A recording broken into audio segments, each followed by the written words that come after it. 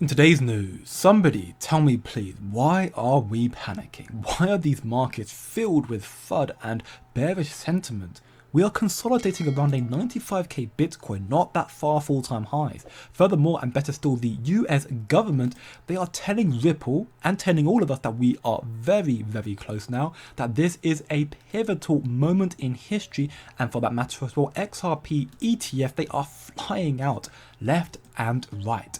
The tokenization of everything is very close now, and this is the vision BlackRock and Ripple have been after for some time now, and that is why I strongly believe, not financial advice, that BlackRock wants the SEC to officially end this lawsuit with Ripple and XRP, to which, as we can see, they have, indirectly though of course.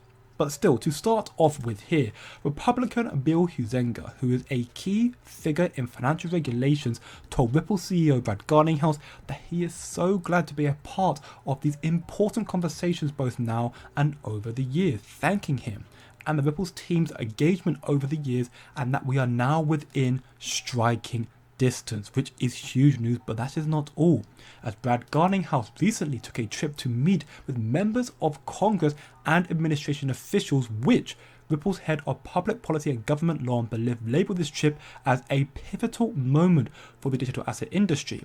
It is with these significant developments that make me confused why people are stuck looking short term and not thinking long term, because this is extremely bullish for the outlook of this market and for XRP, and it is partly due to these frequent meetings with Congress and administration officials with Ripple, even Trump himself, that the tides are quickly turning for XRP into being increasingly more bullish. Not just Bitwise are filing for an XRP ETF with the SEC, stating that XRP is not a security.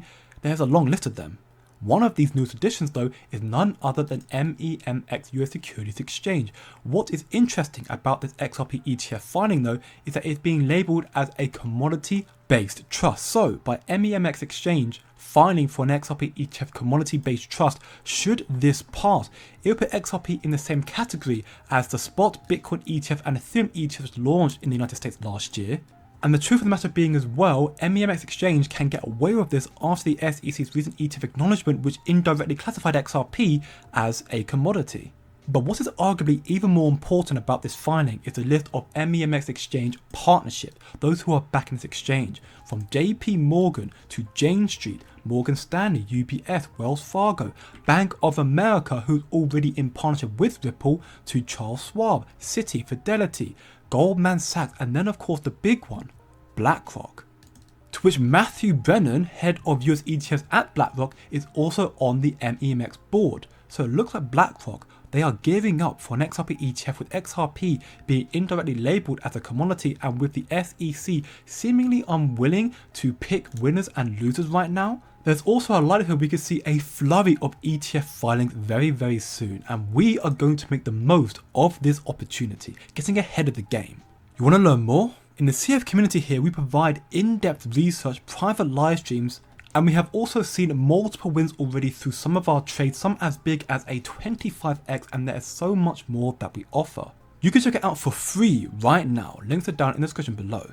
And now, in continuation, the SEC's recent filing with Mastercard discloses that they are actively embracing blockchain within its network. Mastercard themselves disclosed that 30% of all their transactions are now tokenized, which is huge news. They are aiming to create solutions to unlock new blockchain-based business models by focusing on supporting blockchain ecosystems and digital currencies.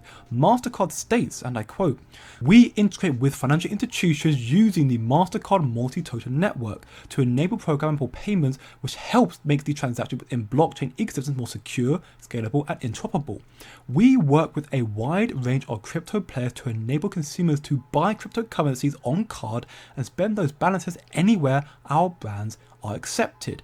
To which, if you didn't know who Mastercard is somehow, that means they're talking about worldwide. Mastercard is the second biggest payment company behind Visa, and their brand is effectively global, so they are aiming to offer crypto payments to their customers and consumers all over the world, and potentially they are leveraging XRP's technology, as they are currently in partnership with XRP, as we can see here in partnership with Ripple, with the aim of using the XRP ledger to support CBDCs to modernize international financial transactions. So 30% of all Mastercard transactions are being tokenized, potentially through Ripple and XRP, which further adds to my belief that BlackRock wants XRP ETFs very, very soon, and for the SEC to officially drop the lawsuit as soon as possible, as BlackRock CEO Larry Fink has already disclosed on a number of occasions that he wants the SEC to rapidly approve the tokenization of bonds and stocks and everything, quite frankly. You know, as a huge believer of crypto and blockchain and tokenization, I mean,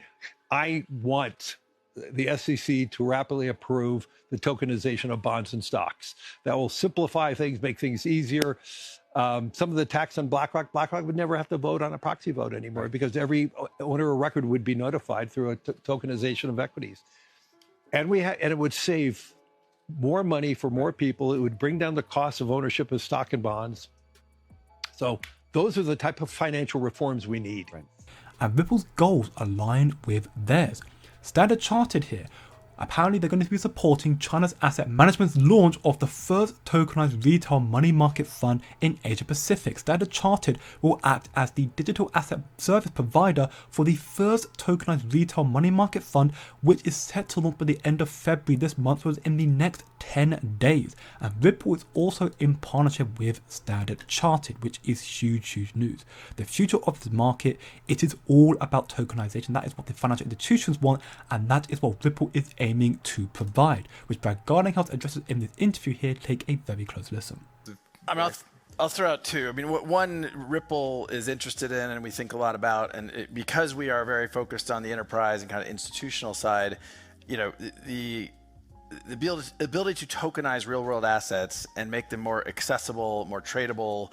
I think that is good for the global economy. I think it's good for consumers. I think it's good for businesses. I think it's good for institutions. And so I view that as an inevitability. And the question is, you know, how quickly, which jurisdictions, where does it happen the most quickly?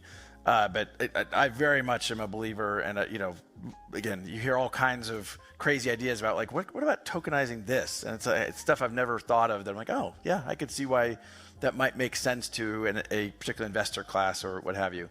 This is precisely why smart money, the financial institutions, they understand that XRP's true value far exceeds its current price. This article was released before XRP surged from its 50 cents to above $3. But this message still applies today. The Atlantis Press article states that they have little to literally no concerns, and that they are so confident about the future valuation of XRP going forward. And very few, if any, cryptocurrencies have direct, documented statements from financial institutions expressing their level of certainty about their future's worth. XRP is destined to soar so much higher, and we are gaining so much more insight from institutional documents every single day, and so much more in the Coin Factory CF community. If you're interested, then click the link in the description below, and remember, don't look short term, think long term, and I'll see you in the next one.